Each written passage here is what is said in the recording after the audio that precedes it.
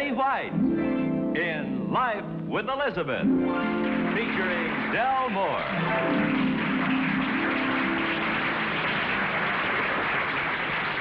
Incident number 1 in the life of Elizabeth occurred because she'd been reading too many detective stories. You know, the stories where you become familiar with the technical phrases, but you don't know what you're talking about? The only difference is Elizabeth talks about it. Elizabeth, how are you tonight? What's the name of the book? You're picking something up. A case? You're counting your feet? Oh, counterfeit. Sounds like. You're not well, Elizabeth? Sounds like ill. The case of the counterfeit bill. Boy, that was a tough one. Say, why don't you wake Alvin up? We can't watch you read all night. Alvin.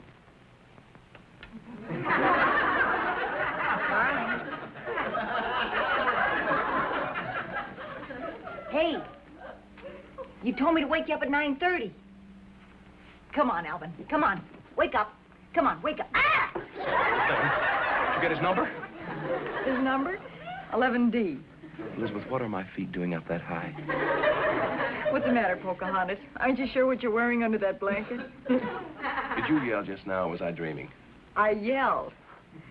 I thought for a minute the foot bone wasn't connected to the ankle bone. Here you are. Paddle upstream in this and see the great white father. Where's my other shoe, Elizabeth? It just floated past carrying a war party of 14 Chippewas. Elizabeth, if you're being funny, you could... Hey, what time is it? It's 9:30.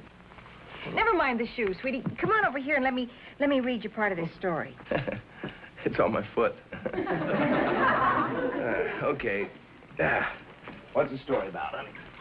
Well, it's all about this fella who was booked on an 803, see? Even though he'd committed a 521, and the squad car picked him up on a 611. Hey, wait a minute. I don't know these terms like you do. You say they picked him up on a 611? They sure did. What's that? That's grand larceny. Even though he'd committed a 521. How about that? What's a 521? Arson. And they booked him on a what? On an 803. Can you imagine that? What's an 803? Double parking.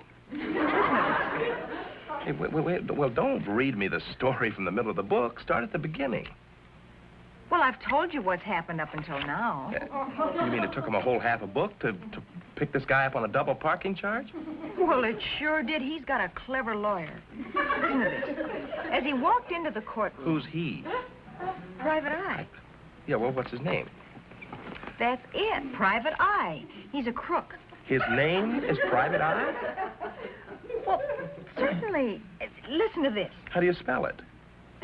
T-H-I-S. No, I mean, how do you spell his last name?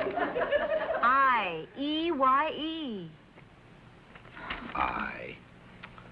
Well, what's wrong with that? A lot of people are named O'Hare. His last name was I, so his parents named him Private Eye. I think this author's stupid. His parents didn't name him Private Eye. Then why do they call him Private Eye? He's in the Army. He is.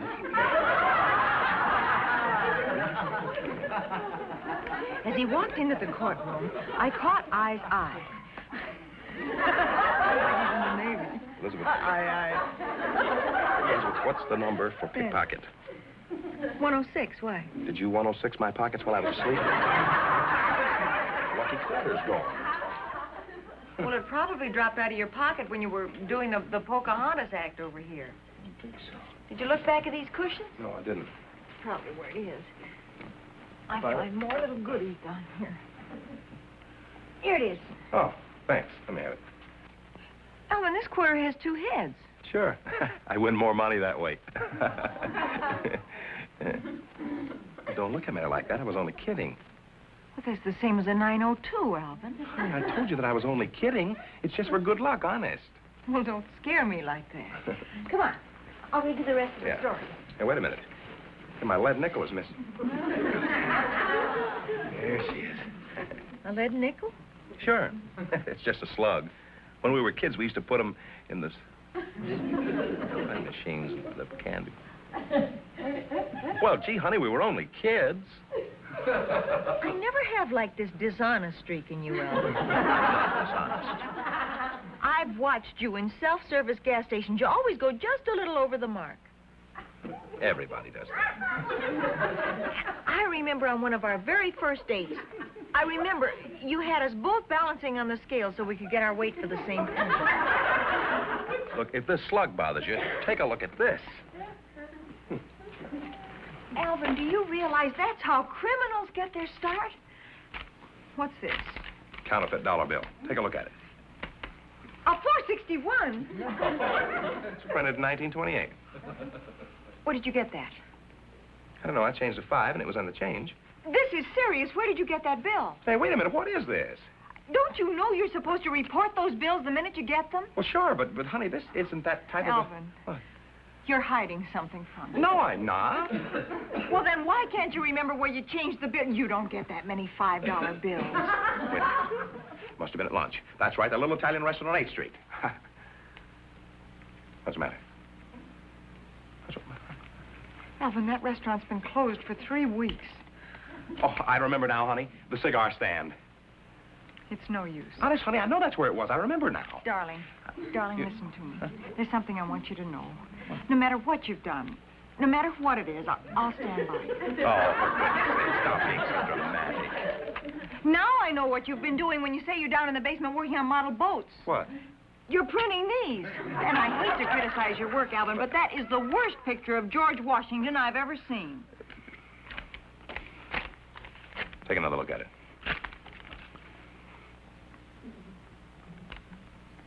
Queen Victoria. Uh-huh. It's a counterfeit Canadian bill. Oh. Alvin? Hmm? I'd like to report a 123. What's that? A very embarrassed woman. I shall leave you at this point, Elizabeth. Why? Where are you going? I'm going out to burn this book. I'll be back. Bye. Elizabeth, aren't you ashamed? Incident number 2 in the life of Elizabeth occurred because her nerves were getting on her nerves. You think you've been nervous at one time or another? Not like Elizabeth on the eve of her speech at the Women's Club. Why, even her nervous breakdown was having a nervous breakdown.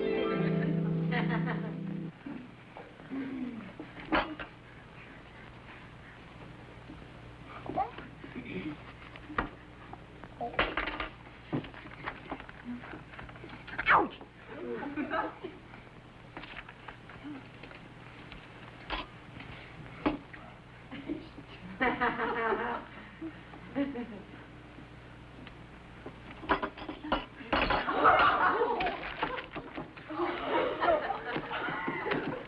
Well, what are you doing? Drying paper towels? I got a little coffee on my notes. Oh, that ought to put a little life in your speech. Alvin, would you just please go in the other room with your little jokes? I've got big troubles. Well, I wonder why you were hiding out here. Is there anything I can do to help, honey? Not unless you want to perform for me at the Women's Club. Don't tell me that you're nervous. I've never been so scared in my whole life. I not only have to give a speech, I have to sing that ridiculous song. All by yourself? No such luck. Mrs. Knuckles Harrigan will be at the piano. Well, at least you'll have some accompaniment. I said she'd be at the piano. She can't play. It's not as bad as it sounds. Look, let's take the whole thing from the beginning. Now, how does the meeting start? Well, first of all, Mrs. Williams smashes the table with her gavel. And then what happens? And then Knuckles Harrigan smashes the national anthem with her piano. Then what? Then they introduce me, and I have to sing that stupid song. Good, let's hear it. It wouldn't be so bad, but Hear what? The song. Oh, no. Oh, yes. Oh, no. Elizabeth, now, wait a minute. You're going to have to do this whole thing tomorrow. Let me help you now. Now, where will you be sitting when they introduce you? Alvin, please, no. Well, that's just the trouble. I have to make an entrance. Well, good. Come on, we'll make the entrance right now. Look. Alvin, please. Elizabeth? Please, listen to You Alvin. go in the other room. Please, you listen to the Harry Ratbone show. Will you listen to me? Now, how many women are in the club? 300. All righty, now, they're all friends of yours. And they're looking at you with smiles on their faces. Now, wait a minute. Now, when you walk out onto the stage, what are you going to see? 300 what? Cats. Oh, for goodness sake, stand here and make your entrance now, will you? Will you make your entrance? All righty. Now, you've already been introduced, and I'm Mrs. Harrigan. Clunkety, clunkety, clunk. All right, enter. I said enter, Elizabeth. Elizabeth! Elizabeth, come back here. Elizabeth, I see you hiding in that broom closet. Of all of the sissies, what's the big idea, honey, of running all the way back there? Well, I have to make a long entrance. Well, you're going to make a short entrance, then. Right here. Smiling faces. Hold it. All right, now you've already been introduced. Clunkety, clunkety, clunk. All right, throw your shoulders back and make a real entrance. Oh, Elizabeth, will you get back there and make an entrance? I'm going to play introduction once more. Clunkety, clunkety, clunk. You know something? You play better than she does. Elizabeth, will you please enter? Clumpety, clumpety, clump. That's better.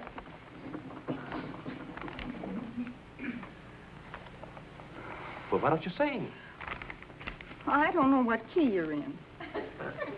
Honey, please sing the song. It can't be that bad, will you now? Where do you hear it? Well, they've all heard it before, haven't they? I guess you're right. See? You promise you won't laugh? Of course I promise. Righty? Here we go. Hail, hail, hail to the women's club across the street from the jail. Long may the women's club reign, reign, reign. Hail, all hail. Isn't that ridiculous, Alvin? It sounds like a weather report. Alvin, you're laughing. Yes, you are. You're laughing. You sound One line did strike me as a little odd. what? That one about across the street from the jail. Why across the street from the jail? Well, there's another women's club right next door to the jail. Oh, all right. Now, the song is over. What happens? Come to think of it, there's a disreputable branch right in the jail. Oh, now, look, I don't believe it. Now, look, what happens next? You've sung the song. I'm still waiting for Knuckles Harrigan to finish. She's playing the introduction. All right, now, what are you going to speak about? Well, I don't know. I'll think of something. Well, you should think of it. Well, I thought you had it all written out. Well, no. I can't make it out. What does it say? Read it. Good and loud. Project now. Go ahead. Blue cotton 4 times. Yellow taffeta twice. Red jersey 3 times. Blue cotton with the white bolero twice. Wait a minute. Is this your speech? That's a list of the dresses I've worn to the women's club. Alvin, they've seen every dress I own. Blue cotton 4 times, yellow taffeta 2 times, red jersey 3 times. Yeah, I get it. Cotton. I get it. White. I get it. You do? Sure, if we hurry, we can get to the dress shop, buy you a new outfit. It'll calm your nerves, right? Huh? Well, that's true, but I never would have dreamed of mentioning it. Honey, believe me, you deserve it. Come on, I'll get the car keys. Here they are. Oh, well, I'll get my top coat. It's in the car. You wouldn't have dreamed of asking me. Your wallet's right in your coat pocket. Oh, yeah, let's duck out the back door. Say, who wrote the song, Elizabeth? Well, I wrote it. I wanted to change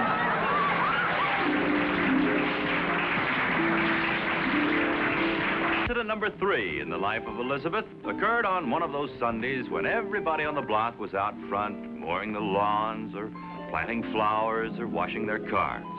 Elizabeth and Alvin are undoubtedly doing the same thing. Elizabeth, where are you, honey?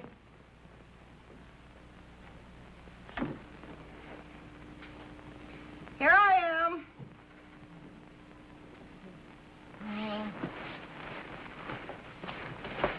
Alvin?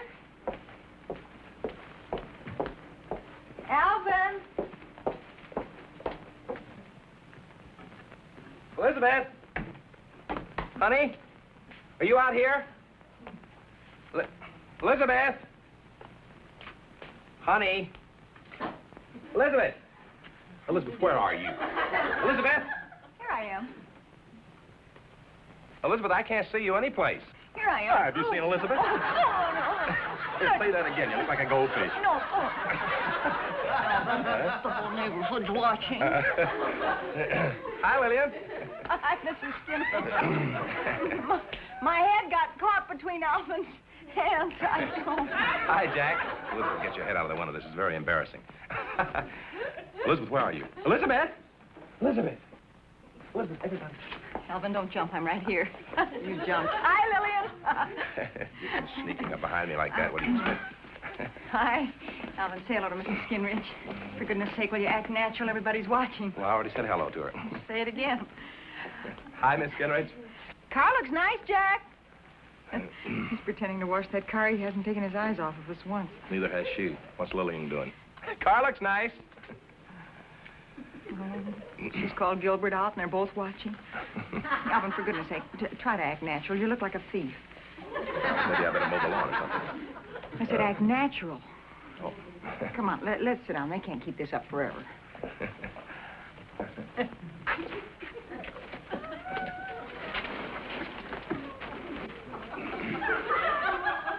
Look who's talking about acting natural. You look like you're modeling lawn furniture. Car looks nice.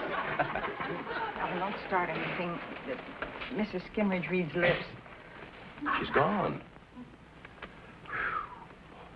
Oh, so's he. So is Lillian. That's a relief. I've never been so embarrassed in my whole life. Well, it still kind of makes me sore. I don't see why we should apologize to the whole block just because we want to have a little fun. That's easy for you to say. You have to see them once a week. I see them every day. Well, I still say that's no reason why they should leave. Wasn't that Moosey Moosefield that just went by? Yeah, it might have been at that. I thought he had a Stanley steamer. No. No, in that last letter he wrote you, he said he traded that in on the Apperson Jackrabbit. Don't you remember? Let's go in. Why? All the neighbors have to see is a character like Moosey. I am through apologizing to the neighbors.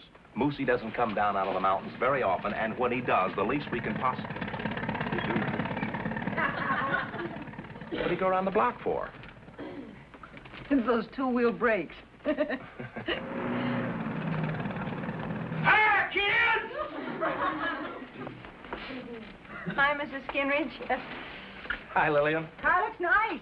Well, thanks. I got rid of the Stanley steamer, ran out of coal.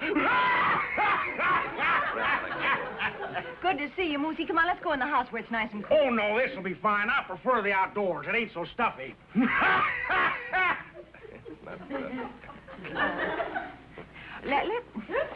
Moosey. Say, Moosey, why did you bring the guitar? Well, I'm fixing to go on television, Alvin. Oh. I figured maybe you kids could help me out. We'd rather help you in, Moosey. Elizabeth. Go on, Moosey. Well, I composed some tunes, and who's that ugly critter with her head hanging over the fence? Tunes. Mind if I peg a rock at her? Oh, Alvin, please. Tell us about the tunes, Moosey. What tunes? Well, you said... Oh, the tunes! Say, remember the time old Joe Cronkite, you and me, we went fishing, yeah. and we started to sing? Moosey. Leave me tell about Joe Cronkite. Yeah, that... Never mind about Joe Cronkite. Oh, thanks, Elizabeth. Let's see. Tell us about Joe Cronkite. Let's hear the song. Okay, see what you think of this. Moosey,